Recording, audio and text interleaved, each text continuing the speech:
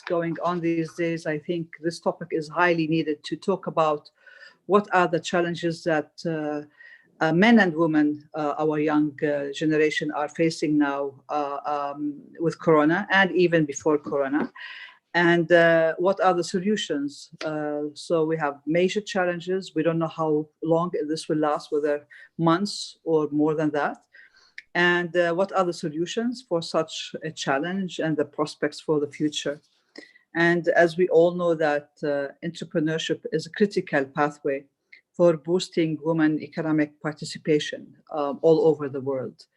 It offers opportunities of self-employment, and we see high unemployment in different parts of the world. So entrepreneurship is a major issue, major subject for us to see how to empower women and to create more jobs while providing massive gains, not only to the people, but also to the economies at large. But how are we doing with this? There has been a lot of discussion, support from international agencies, civil society, governments, and also people. And the discussion is always, and the questions are, do we have enough of support for entrepreneurs? Do we have enough skills, enough training, technical skills? Is it quality and number in terms of the trainings that is available around the world? Do we have conducive business and economic environment and ecosystem? Does it vary? And does it vary a lot from one country or within the same country as well? Do we have enough financial tools? Do we have accessibility to these financial tools? Are they enough in terms of the quality and the quantity of these financial tools for our entrepreneurs? And do we have enough networking for our entrepreneurs to be able to excel and to flourish? So these are usually the questions that we have on the floor. And at the end of the day now, with the technology that we're having, do we have enough infrastructure and accessibility to the technology in different parts of the world to be able for our entrepreneurs to excel and to flourish?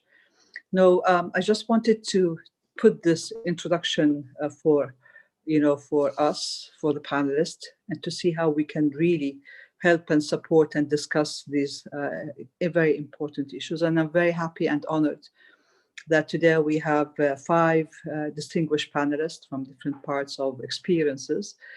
And may I start with Ms. Tazeen Qureshi. She's an assistant researcher at the Economic and Social Research Department at Statistical Economic and Social Research and Training Center for Islamic Countries, which is a subsidiary organ of the Organization of Islamic Cooperation based in Turkey.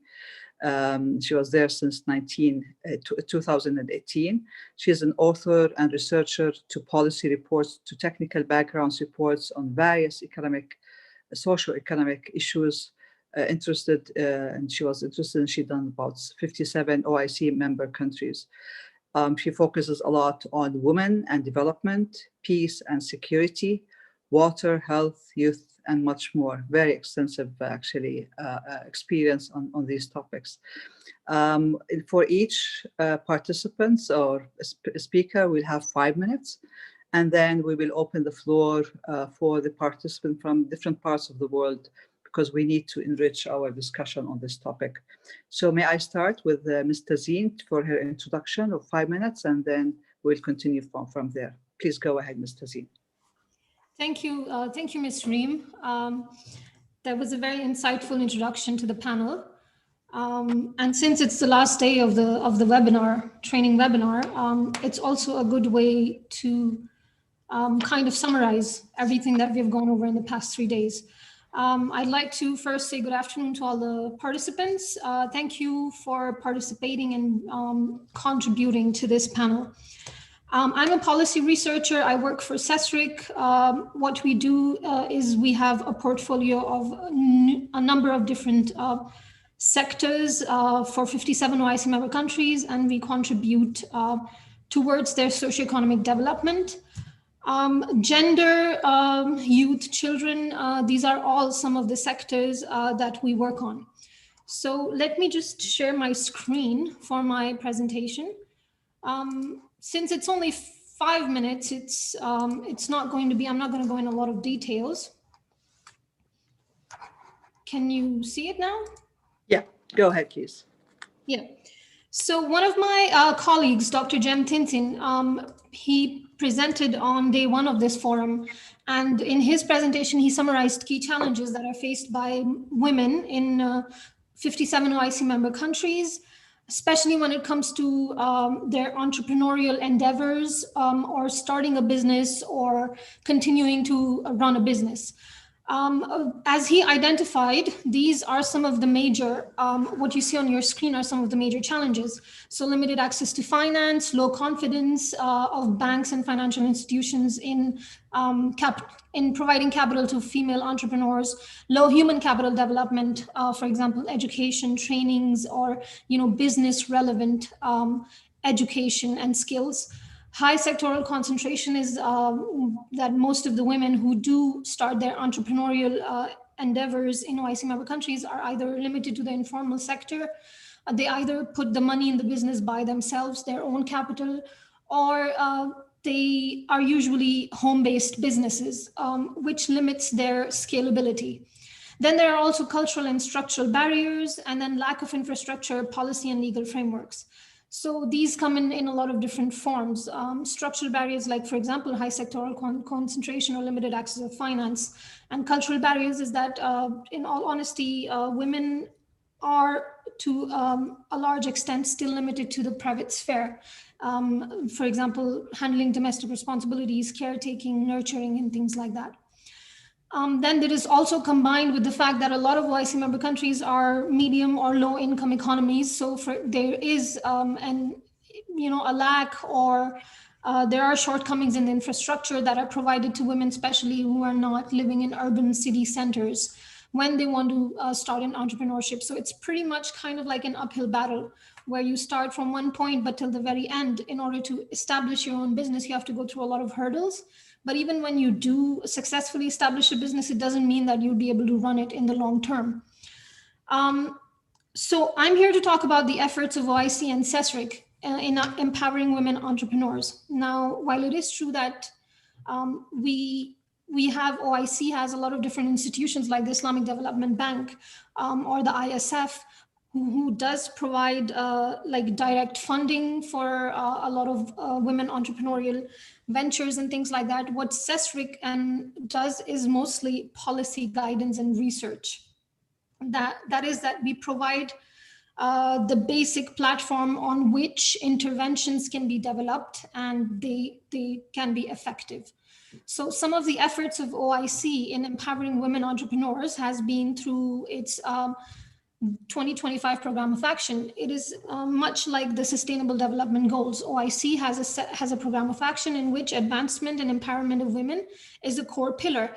And advancement empowerment, not just like for lip service, but in various sectors like economic empowerment, political empowerment, social empowerment, and things like that. Then we have the OIC ministerial sessions, which meet every 2 years. So ministers who are in charge of women's affairs meet every 2 years to discuss what are the contemporary issues that are being faced by women in their countries and talk about the role of women in development. We have so far have had 7 ministerial sessions between 2006 and 18. And in each of these sessions, CESRIC provides or actually presents the OIC Women in Development Report, in which we present our findings.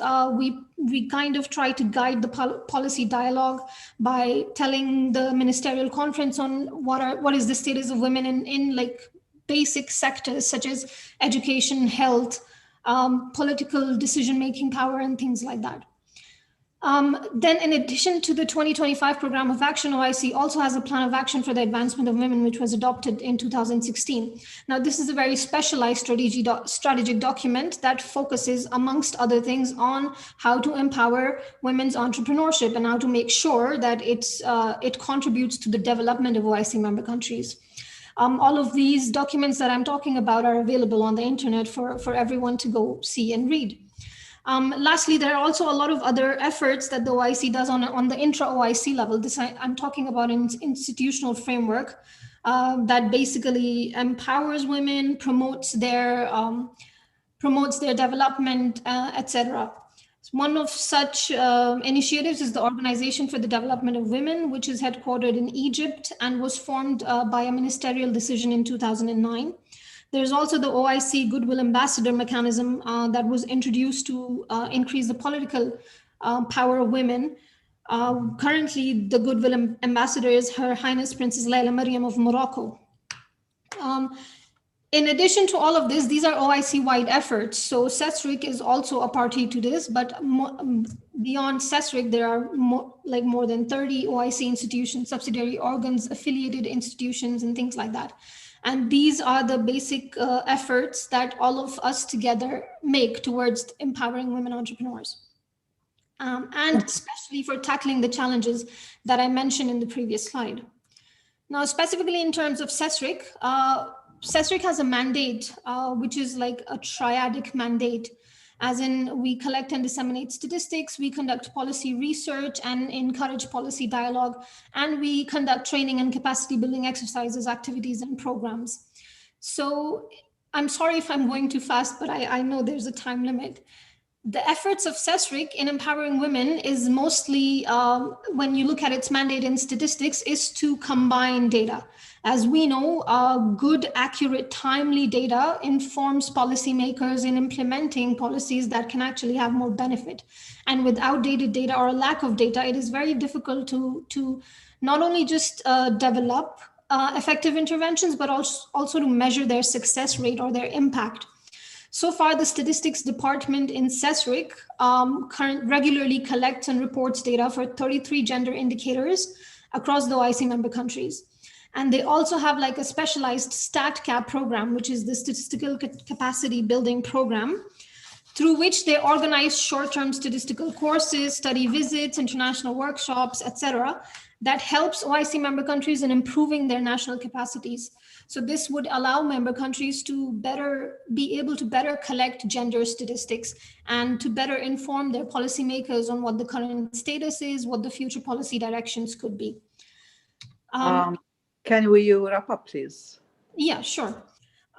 Then the second mandate of CESRIC is to conduct policy research. So we prepare regular analytical reports, contribute to strategy documents such as the OPA, and monitor the implementation status of strategic frameworks on issues faced by women and raise awareness on gender-related topics within the OIC member countries. And lastly, we have examples of workshops that we have conducted on the topic of women entrepreneurship. For example, we conducted a workshop in 2017 with the UNOSSC, which encapsulated their benefit to development and how social entrepreneurship can benefit development.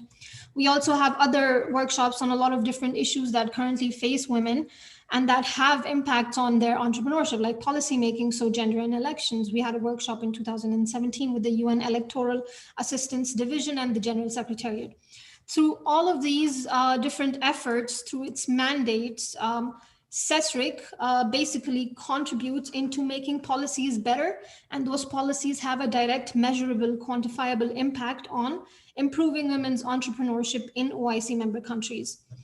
And thank you very much. I'm sorry, but time is running, yes. But if anybody needs to reach out to me to expand on any of these, then more than 5 minutes, please feel free to reach out. You'll have time during the Q&A, I think, to follow up on the other issues. I really appreciate your very important intervention and the impact of OICD, especially that you measure and see exactly your impact on the ground. This is extremely important. Thank you so much for that. Thank you, Mr. We go next to our next speaker from Casablanca, Mrs. Kadiato Diallo. I hope I did pronounce your name right. From the, she's the head, Ms. Diallo is the head of Department of Communication and Publication of Islamic Center for Development and Trade. Has extensive CV And Ms. Diallo is currently the head of that department and the publications in charge of communication of the center, and also managing a very important magazine, Tijaris, in which looks after this kind of topic, the Department of Tourism, Promotion and Women Empowerment in the OIC countries. And previously she was an auditor also. That was a long time ago, I think, of one of the major auditing houses around the world. I will leave the floor for you, please. Go ahead. Thank you very much. So good afternoon, everyone. On behalf of ICDT Director General, I would like to express my deepest thanks to ICYF and UNIDO for the invitation. Let me first introduce our center. So we are the OIC Trade Promotion Organ, and we cover 57 member countries. Our core activity is the organization of trade fairs, forums, and trainings. For women entrepreneurs, ICDT has developed a training program on e-commerce with the World Islamic Economic Forum of Malaysia. So this 4-day training program aims at assisting participants in creating their own websites, and it provides them also with the latest online marketing tools. Regional and national training sessions have been already organized in many OIC countries, like in Morocco in 2014, in Senegal, in Jordan, Guinea, Gabon, Cote d'Ivoire, and etc.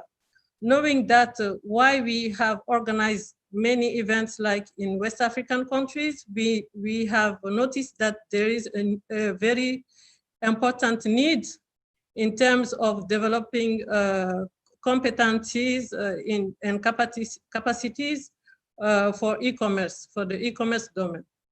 So following the success of this program, ICDT has received several requests for the organization of similar trainings in other OIC countries. So in addition to this program, OIC women entrepreneurs also benefits very highly from ICDT's other activities like the OIC trade fairs, forums, and buyer-sellers meeting.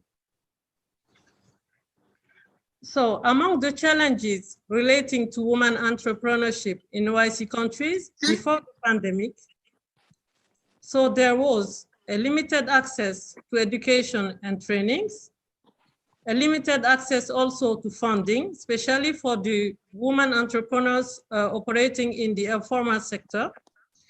We have noticed also a lack of adequate infrastructure, such as limited transportation, energy shortages, like in some West African countries, unfortunately, and limited access to telecommunication technologies, specifically in rural areas.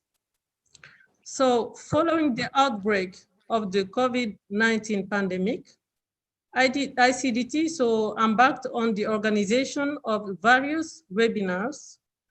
During those webinars on trade-related issues, organized with various international and regional partners, as concerns SMEs, the experts revealed that there were the lines of credit were very limited during this time for SMEs, and that SMEs are currently facing serious problems and that they are in need of support from government and financial institutions. Today, we know that a large number of women-led businesses are in SMEs. So they are indeed severely impacted by the COVID-19 pandemic. So during our webinars, the experts also highlighted two things that I think are very important. The importance of accelerating the digital transformation of SMEs and facilitating the access to funding. They also highlighted the need to conduct studies to measure the impact of COVID-19 pandemic in order to elaborate adequate recovery plans. So if you want to have more details on the outcomes of our webinars, you can go on our website, www.icdt/oic.org. So for ICDT, in order to alleviate the negative impact of COVID-19 pandemic, on the short term, we propose the organization of a specialized fair and a buyer-seller meeting for the promotion of women products and services, as well as all projects leading to the economic empowerment of women and girls in OIC countries. We also propose the conduct of a study, as the experts recommended it during our webinars. As regard, the study will be on women-led businesses in OIC countries. So we look forward to implement those both activities on the short term with our regional and international partners, such as ICYF and UN agencies, etc. Inshallah, we will be sending you, when we will finalize all documents related to these events, we will send official proposition request to our partners, and inshallah, we will organize these events shortly. So on a large scale, as concerns the recovery measures of women and girls, we can resume this as follows. There is a need to improve education, to provide training opportunities, and a need to develop digital skills for women to facilitate the shift from precarious jobs to more stable and better protected employment. Secondly, there is a need to provide, the government needs to provide grants directed to startups created by women entrepreneurs. We need also to put women and girls at the center of our policies and programs in OIC countries.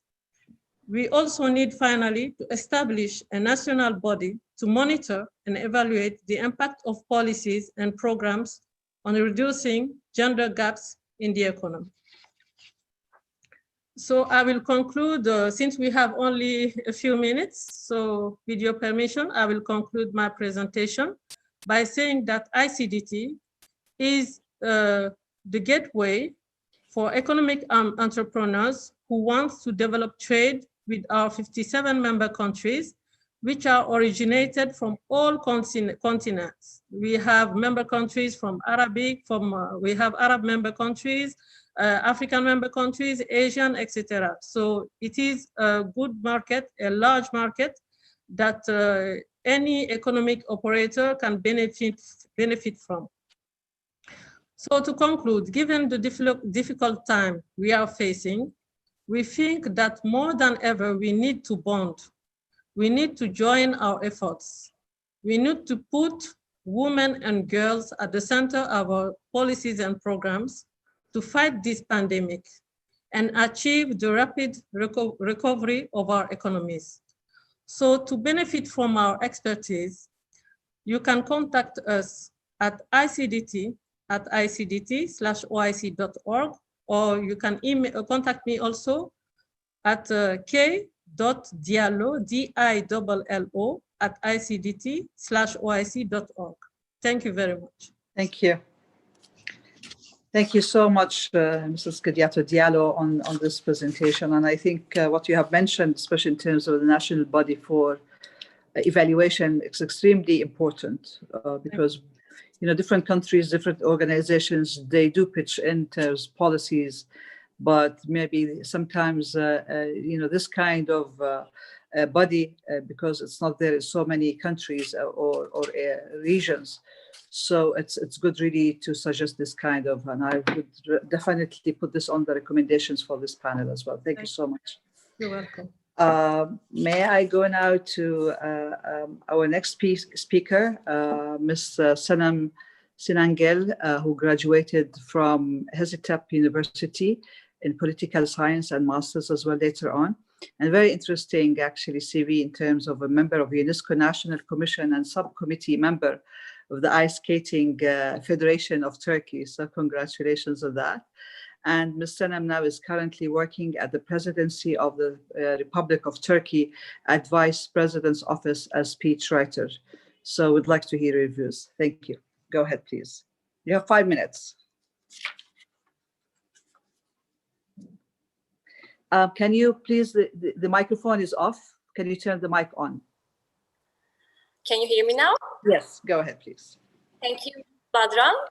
Distinguished participants, I'm very pleased to be addressing to you all on the occasion of such an important event on young women entrepreneurship and its relation to sustainable development goals. Let me begin by expressing my gratitude to ISOAF for bringing the issues of women entrepreneurship and women's empowerment to the fore. Women entrepreneurship not only contributes to economic growth, but also enhances the diversity of entrepreneurship in any economic system and provides avenues for female expression and potential fulfillment. The need for a job, flexible hours, unacceptable and unfair working conditions, gender discrimination in wages, glass ceiling problem, and job dissatisfaction are some of the common factors that are embodied in push and pull factors, which can be analyzed as social motivators for women to launch their business venture.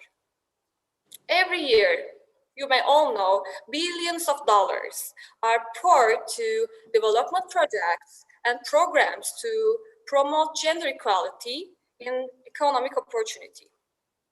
However, I'm not so sure whether the project funds applied to support women's entrepreneurship consider the differences in women's nature. Well, how sustainable are strategies which do not consider local factors affecting women, as cultural resistances, prejudices, discrimination, and barriers in access to economic resources and structural problems in women's employment are often ignored? I sincerely believe that success levels of policies, global policies, programs and practices designed to support women's entrepreneurship remain unfortunately limited. Women all across the world face uneven distribution of childcare and other domestic responsibilities. In many countries around the world, women are perceived in terms of their roles as caretakers of the house, mothers, and wives.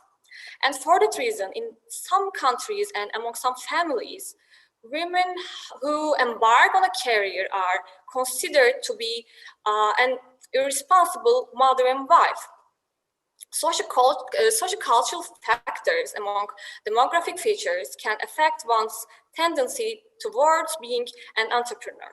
Behaviors are determined by strong social norms and personal beliefs about the roles that men and women should play in society. Social norms are highly important as development practitioners aim to advance women's economic empowerment. At this stage, an important question emerges.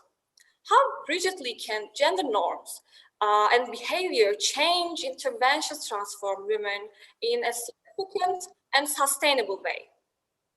Well, there is unfortunately no simple answer to that question. Do you think that decisions taken at conferences and programs influence the lives of women who create a miracle from, for example, lavender in the village of Gujak in Sparta, or the lives of women who cultivate domestic products in Gülaş districts of Aksaray province, very beautiful city of Turkey? I do not think so. By the way, I cannot pass this part without acknowledging the unique and amazing performance of a special person. Well, the Turkish town Gülaş has a wonderful young woman district governor, and she really does miraculous work for the prosperity of the female entrepreneurial phenomenon. ladies and gentlemen, it's vital to clearly understand and carefully consider one point. The lives of women of different regions have different values with completely different colors.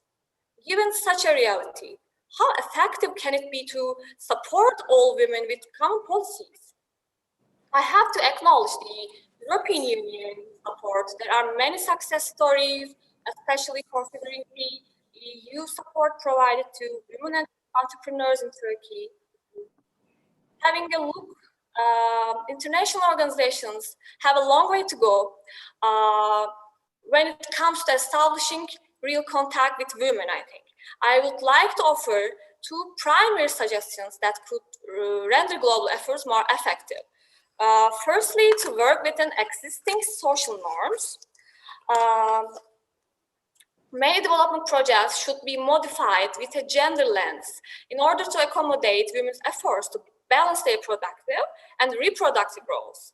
This includes supporting flexible work arrangements, for instance, part-time and home-based work, increasing access to quality and affordable childcare, promoting safe work environments, free of sexual harassment, improving the efficiency and safety of public transportation, and so on.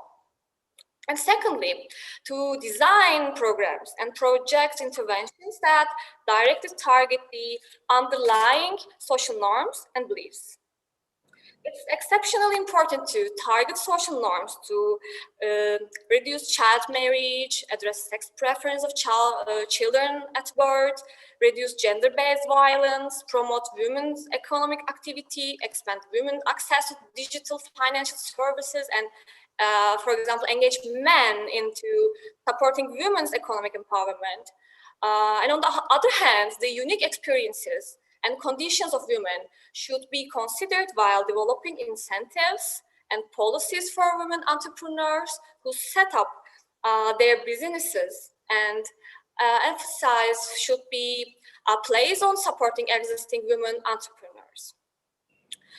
In brief, within the context of sustainable development goals, women empowerment programs should be prepared specifically for the region, taking into consideration the reality of local community.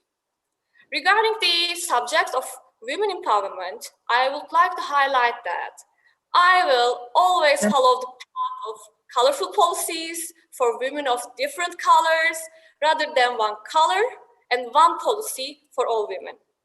Thank you. I hope we can meet again soon at other seminars and symposium where we can exchange ideas face to face. I wish you all good health in these days of pandemics, and stay safe, inshallah. Thank you.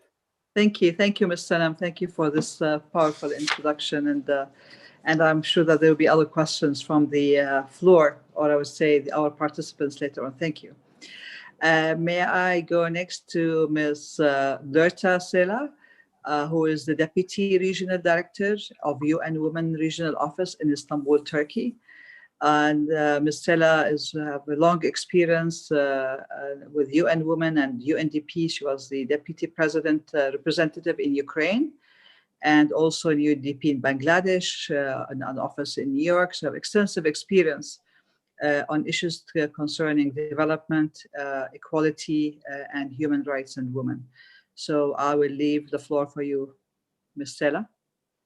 Well, thank you very much for the opportunity to be part of this important forum. So I would like to thank the organizers, the Islamic Cooperation Youth Forum and UNIDO, for hosting this event on such an important theme that is very close to my heart, but very important also for my organization, UN Women in Europe and Central Asia, that focuses a lot of programming in this area of work. I will first focus on key challenges for young women entrepreneurship. Secondly, I will present some examples of experiences, best practices. And finally, I will conclude with some potential solutions and recommendations for young women entrepreneurs. On the key challenges, many of the speakers provided excellent examples of various key challenges that very much corroborate with our analysis and many of the assessments that UN Women has undertaken in our region. The assessments, including very recent assessments carried out this year, show that young women, indeed, young women entrepreneurs face significant challenges, and they are often neglected in many women's economic empowerment programs or in many overall economic empowerment programs. Young women entrepreneurs are also more restricted in their movement due to the various patriarchal norms. They lack access to productive resources, including land, which remains a core challenge. They often lack business skills for entrepreneurship, but also very high industry-specific skills to run successful businesses. There are huge challenges in digitalization. Unpaid care work burden was highlighted as one of the core challenges by the previous speakers. And COVID-19 has merely exacerbated many of these ongoing challenges. Overall, because women before COVID, but also now the situation is made worse, they have been in less secure positions than men. They earn less, hold less secure jobs. They're more likely to be employed in the informal sector and in service jobs, which have been most heavily impacted by the pandemic. So women work more, because they work more in the informal economy, they also have less access to social protection, insurance, sick pay, and paid parental leave. And a recent global report that UN Women launched together with UNDP showed that the pandemic will push 96 million people into extreme poverty by 2021. 47 million of those are women and girls, 47 million. The typically feminized sectors are sectors, again, that women are primarily concentrated, are the sectors that have been affected the most from the pandemic and the lockdown measures. And a recent rapid gender assessments that we undertook in 10 countries showed that over 12% of women lost their jobs and 43% faced reduced paid working hours. The assessment also showed that women suffered the worst consequences, as around 70% faced reductions overall in paid working hours or job losses. In Kyrgyzstan, for example, COVID affected 47% of women-owned business respondents, and 30% of women-owned businesses shut down completely. Also, the assessment showed that overall women's burden of unpaid domestic and care work increased exponentially by as high as 20 percentage points in some countries like Turkey. So these figures are really staggering, and they create heightened challenges for young women entrepreneurs. Now, what can we do to address these challenges? Again, gender equality and women's economic empowerment, young women entrepreneurship initiatives are at the forefront of UN Women's programming in the Europe and Central Asia region. They are also at the forefront of the global discussions linked with the generation equality theme as part of the 25th anniversary of the Beijing Platform for Action celebrations. We have undertaken a series of programming to target young women entrepreneurs, including through small grants, through training, through internship, mentorship programs, scholarships provided by private businesses across many of the countries. And we have many successful practices. For example, in Armenia, Azerbaijan, Georgia, where we have targeted young women entrepreneurs by providing skills, grants, vocational training, and some of these have also won competitions through the government's enterprise Georgia Grant competition. We have been supporting young women in Moldova to develop their knowledge and skills necessary to develop their own IT products. And in rural Serbia, for example, with 800 women had the opportunity to improve the knowledge to develop new skills for entrepreneurship in the agriculture and digital markets. So these are some important programming that we will continue to support, working closely with many of the partners. And across the region, we continue to work with government as policymakers, with women's organizations, community-based organizations. We also work closely with the private enterprises that have a critical role to play, especially applying some of the core principles, such as women's empowerment principles. We have many private sector companies that have become signatories of the women's empowerment principles, and they are taking a leadership role to train women entrepreneurs and to create platforms to engage more women to access new markets. To provide also a couple of examples of potential solutions and to put a real face to some of this work, an example is a young woman entrepreneur in Georgia. Her name is Nona, a 25-year-old Georgian entrepreneur who built her apple chips company in a conflict-affected village to help community in need and empower local women. The startup that she created, which is called Enkeni, was able to sell the products in markets through an online platform that we supported and connected. Because of this initiative, this woman and the startup has been involved also in initiatives with Georgian farmers associations that also supports young women entrepreneurs and startups in Georgia. Ms. Berta, can we wrap up, please? The time is running, actually. So this is an example in Georgia, and we have many examples across many of other countries, including, for example, on care economy in Kyrgyzstan, where we are leveraging the solutions and listening to the voice of young women entrepreneurs. Thank you. Thank you. Thank you so much for your insight, and the examples that you have given actually shows how women actually can do it even in challenging areas and challenging environments. So, but they needed the support and also the initiative as well. So thank you for what we are doing as UN Women as well. May I turn now next to UNIDO, and we have Mr. Amin Hassan Abu Bakr from Sudan, and who is currently the team leader for Enterprise Development and Investment Promotion Program, United Nations Industrial Development Organization in Sudan. And we'd like to have you here. And you have extensive experience as well in UAE at the Senior Management Khalifa Fund for Enterprise Development, and also Saudi Arabia and other experiences in different parts of the world. So we would like to hear your views, Mr. Amir Hassan. Go ahead, please. Thank you very much, Ms. Reem Bedran, for giving me this opportunity.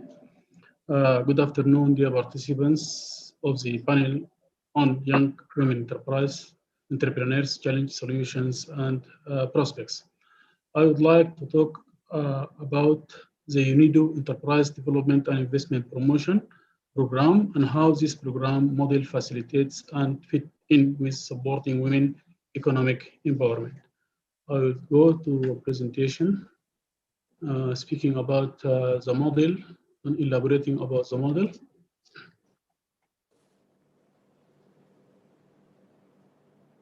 Okay.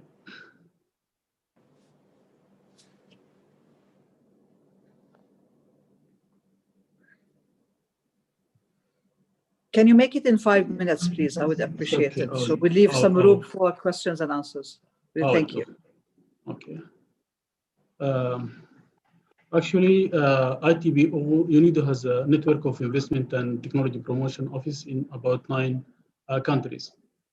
The mandate of these 9 ITBO offices is to network of ITBO brings industrial investment and latest technology to those countries in need of promotional helping hand. In addition to that, the other mandate, it opens up new opportunities for investors and technology suppliers to link up with potential entrepreneurs in developing countries and countries with economies in transition. The Enterprise Development and Investment Promotion Program, the mandate of this program is to promote domestic investment for mobilizing foreign direct investment. Who we are and what we do. Actually, we have two thrust areas. The first one is UNIDO ITBO Bahrain, and the mandate of this office is to promote investment and technology both inwards and outwards of Bahrain. The other thrust area is Arab International Center for Entrepreneurship and Investment, which facilitate domestic investment to leverage foreign direct investment. Program offered by International Center for Entrepreneurship and Investment. We actually have two types of program. The first type of program is institutional level, and in this level we target institutions, stakeholders of entrepreneurship development, like universities, like banks, financial institutions, producers organization, and the mandate is developing conducive ecosystem for the startup and growth of entrepreneurs and micro, small, medium, and large enterprises. The other level is the entrepreneurial level, and for this level we provide three types of program. The first program is supporting entrepreneurs, converting their dreams or their idea and inspiration into existing business.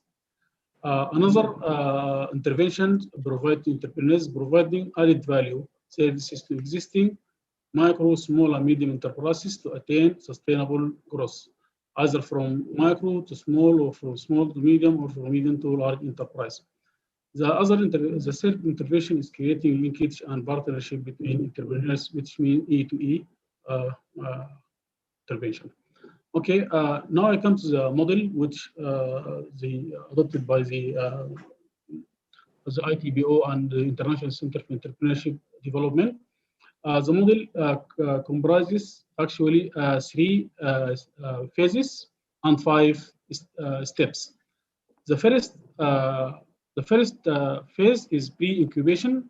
The second phase is incubation, and the third and last phase is post-incubation. In the first phase, we have 3 steps. The first step is preparation and empowerment. The second step is counseling and technology tie-up. The third step is financial linkages. In the incubation phase, we have in-wall and virtual incubation. The fifth and the last step is post-incubation and growth. I will elaborate on the 5 steps. In the first step, we assist and empower and facilitate the startup and the entrepreneur with how to identify, select, and clarify on business idea, how to set enterprise rules, procedures, and formalities, business opportunity identification, and finalizing the business ideas, market assessment, how to do market research, and come up with market proposal. Entrepreneurial competencies is strengthening the soft skills of the entrepreneur, and the most important part is the business plan preparation, comprising the 3 dimensions of the business plan, which are market dimension, technical dimension, and the financial dimension. In the second phase, which is counseling, which is one-to-one counseling between the counselor and the entrepreneur, we assist the entrepreneur in finalizing the business idea, developing their own business plan, the process of project implementation, and technology tie-up with different technology providers nationally and internationally. Also, we do some sort of business partnership, like joint venture collaboration. Also, at this step, we're seeking necessary license and completing legal documents to facilitate entrepreneurs to start their own businesses. The third step is financial linkage, and at this stage, we are seeking, together with the entrepreneur, on the proper and the identical financial institutions that provide the entrepreneur with the necessity financial package.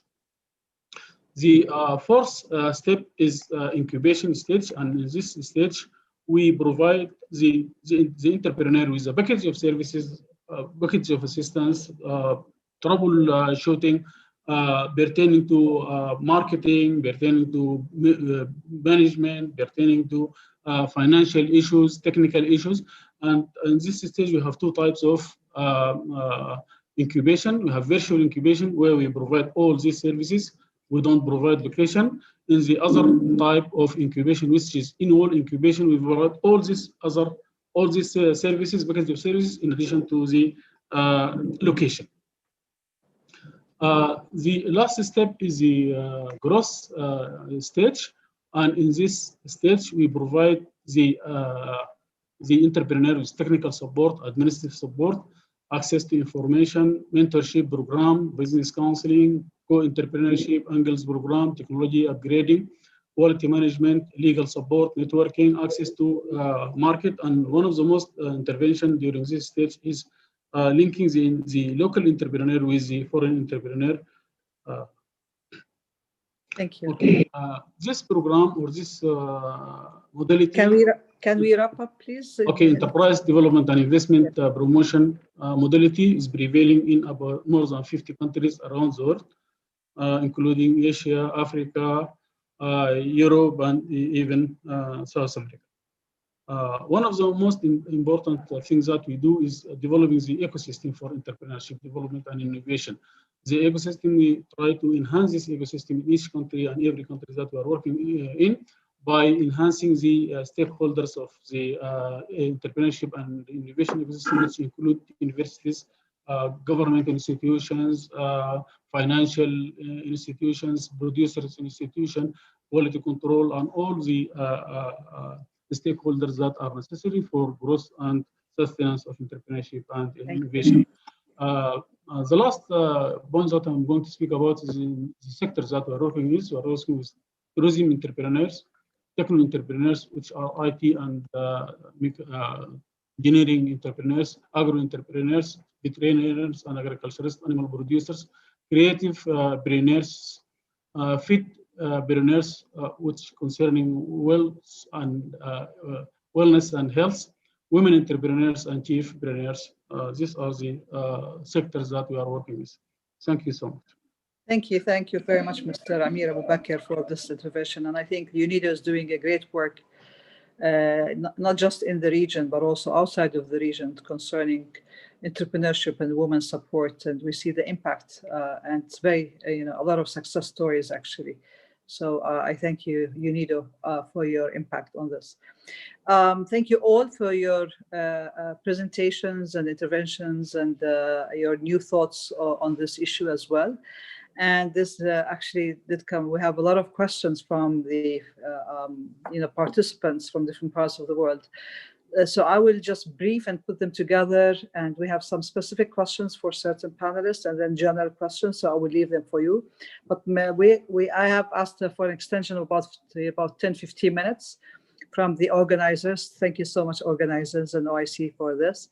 I have a question first for Ms. Tazeen.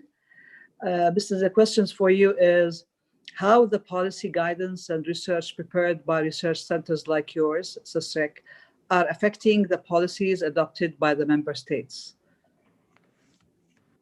Very interesting question, actually. Thank you, Ms. Reem, for posing this question to me. So what we basically do is we guide policy framework, but another part of SESREC's mandate is also to measure the progress of implementation of these strategic frameworks in OIC member countries. So for example, let me give you a very concrete example. We have the OIC Plan of Action for the Advancement of Women. We call it OPAL, right? SESREC has been doing a Women in Development report for several years now. And that report basically informs member countries of the current state of women's education, health, political decision-making power, things like that, and then has a thematic focus on, let's say, in 2018, the thematic focus of our report was women's entrepreneurship in OIC member countries, right? Based on these technical background reports, OIC ministers, when they meet in their biennial sessions, they come up with a strategic framework. It provides the basis for that. So that is how research feeds into policy, right? These strategic frameworks are then implemented, adopted by all the member countries, but that's not enough. Last year, we conducted the first implementation survey. Go ahead, continue. Yeah, last year we conducted our first implementation survey of how the OIC member countries were actually implementing OPA. Like what is, for example, let's say, what is the difference in the role of women's labor market participation? Or what is the difference in health, maternal health staff? Have the countries taken any concrete measures? And in pretty much, I'd say 60% of the areas that we measured in terms of economy and employment, education, health, decision-making, OIC member countries had made positive progresses in terms of just improving women's representation. Can you give us one example, please? Yeah, so for example, the women's literacy in OIC member countries now is at a good, let me tell you I can tell you a ballpark figure. It's above 92%. Mm-hmm. Okay, and this is for women between adult women above the age of 15, right? In making education like a core requirement in the OPA, and in instructing or guiding member states more likely on how to improve their educational frameworks. Now, how we do it, we make the policies. Then there's an institution like Islamic Development Bank, which provides the funding for educational programs. Then we have the SESRICS training and capacity buildings, which basically sends trainers to OIC member countries and kind of streamlines their educational, let's say, curriculum in line with the OPA. This is how we make positive. Now, last year was the first time that we conducted an implementation survey, but I'm sure that as we do it in the future as well, we can see how strategies, even at a baseline, I mean, it doesn't have to be rocket science. It doesn't have to be like, earth-shattering policy frameworks. A very minor thing, like, let's say, minimum working salaries for women, or recognition in their, let's say, citizenship statuses and things like that. They make a lot of difference. Thank you. Thank you so much. Thank you so much for this info.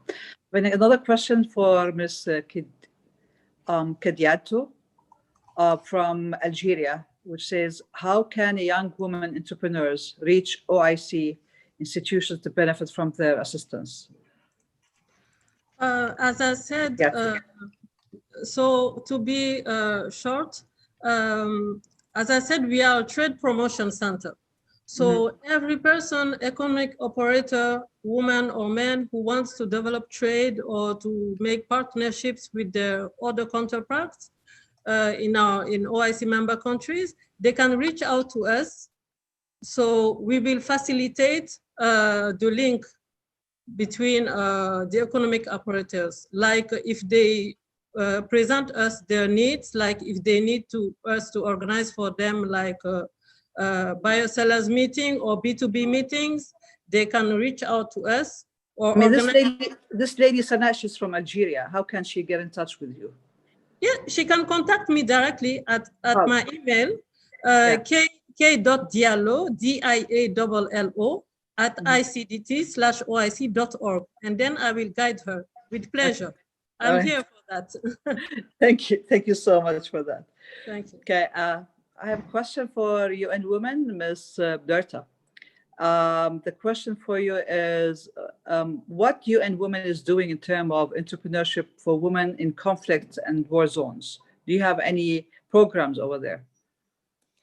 Yes, indeed. I did mention the example in Georgia that was focusing on the startup in conflict areas, but we also have programming in Turkey with engaging also Syrian refugees and SADA Cooperative Center. I would be happy to share more information about these programs. And we have also programming in Eastern Ukraine on making sure that young women are equipped with knowledge, skills, and opportunities for market opportunities, including through vocational training. Thank you. All right, thank you. I have a question for Ms. Sanem from Nigeria. And the question goes like this. I agree with you, Ms. Sanem, Senegal, on what you are on the limitations to global policies on entrepreneurship for women and considering the societal demand from women. But a lot of women want to do more in the area of entrepreneurship. My question is, in the face of these limitations, what are the practical steps we can take in overcoming the challenges and also help other women do same. Thanks. So this is actually the very general questions that we've been discussing during our session. Your mic, please, microphone. Yes. Sorry. Thank you for the question. Salam from heart to Nigeria at the beginning.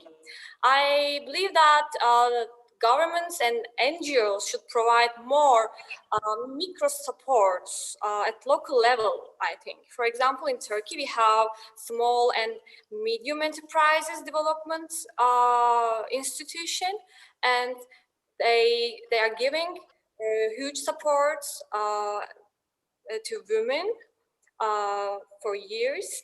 And again, I will repeat, global organizations should leave their top-down solutions and operate at the local level, maybe. Special programs, maybe. We lost you. I lost you. Hello? Hello? Hello? We have technical... Hello? We have a technical problem here. Hello? Hello? Miss Reem, we are going to communicate with her, but we don't hear. You can proceed. Oh, you don't hear her, right? Yes. Will you continue? Can we hear you now? Yeah, but there's interruption. There's a technical issue. Yeah, sorry for the technical problems. Yeah. And this requires, I think, mentality change. So it takes time, maybe, but as women, we should have a strong belief always in our ability, capacity. Where we live, it doesn't matter. And I think being a mother, I think puts us an advantage position. So we are responsible to bring up young generations. So it's important that society changes mentality, and we have to believe in ourselves always. I can say this. I'm not sure it's practical or not, but I can say this maybe. Give it a try, yes. Thank you. I have a question here from Mona Itani, but it doesn't say which country. So I don't know how you can answer that, so Ms. UN Women, which says, Mona saying that I'm a leading Riyadh for social innovation, which is youth serving organization, would like to design a program for women entrepreneurs because we have a lot of experience in this field. So how can we cooperate with UN Women? I'm sure we can leave this with the coordinators later on, because you need to know the country in which this question comes from to be able to see if they have an office there or how you can coordinate. I may answer. I think it's based in Lebanon, and I would be happy to connect them with our Lebanese office as well as the regional office in Cairo. We have really good practices and a lot of interest in this area, especially on young women entrepreneurs, social innovation. So we'd be happy to connect. And I will find my email in the chat box. Excellent, excellent. Thank you so much for that. I really appreciate it. I have two general questions, so I will leave them for you, whoever likes to come in. And one is general question, but very important, to be honest, which says, how can we overcome this concept where woman is only responsible for their home and care? This is really a big factor to manage business, all work from home. And there's another question. What is the future plan for women development from 2020 to 2025? So I will leave these two questions, whoever wants to come in and have an input on this. Anybody have a note or remark? Who would like to talk about these issues too? Yes, please go ahead. So this is to say that I'm going to answer this question as a personal opinion, not to reflect CESRIC's views on this, but I honestly do not understand why there has to be this very stark dichotomy in women's roles in society between the public and private. It's not like you have to be one or the other. They don't have to be mutually exclusive. The whole point to encourage women entrepreneurship and to normalize it as a part of everyday life is to make sure that it aligns with the rest of the activities that you undertake on a day-to-day basis. So I really don't understand this stark dichotomy of taking women out of the home and putting them into work. And I mean, like I said, it doesn't have to be mutually exclusive. So what needs to be done here is to ensure, for me, it comes down to this very basic work-life balance concept, is to encourage women's participation while also letting them do whatever they want to do outside of the work, right? So it doesn't, you don't have to be judgmental. You don't have to be, you don't have to look down or degrade upon women who decide to stay at home. But at the same time, you don't even have to be extra aggressive towards those who decide to not undertake those responsibilities. So work-life balance policies in terms of that, and especially national level policies, which somehow implement or make our institutions take concrete steps towards accommodating a work-life balance. For example, here in Turkey, we have a policy for new mothers. It's part of the national law, is that instead of leaving the work at 6 or 5, whatever is mandated, they can go home at 2 o'clock in the afternoon because they have to take care of their newborn child.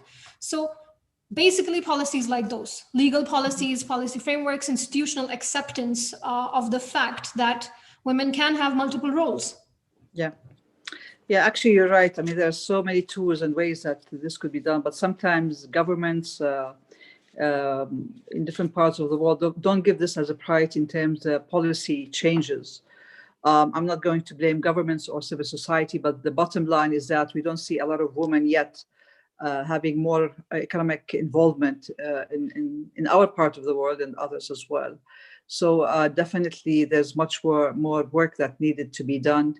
And with this, I would like to end and would like to, thank you all the panelists for your excellent interventions and very lively session today, talking about the challenges and the prospects of entrepreneurship for youth and women around the world. And this is a challenge that we all face, and would like to see, hopefully, within the next 5 years, better women involvement and better women entrepreneurship and being more creative, having better ecosystem and involvement to better world, inshallah.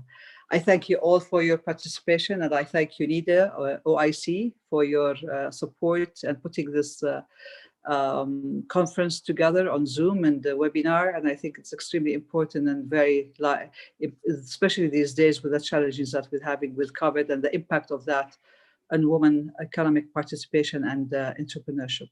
Thank you all for your input. Thank you.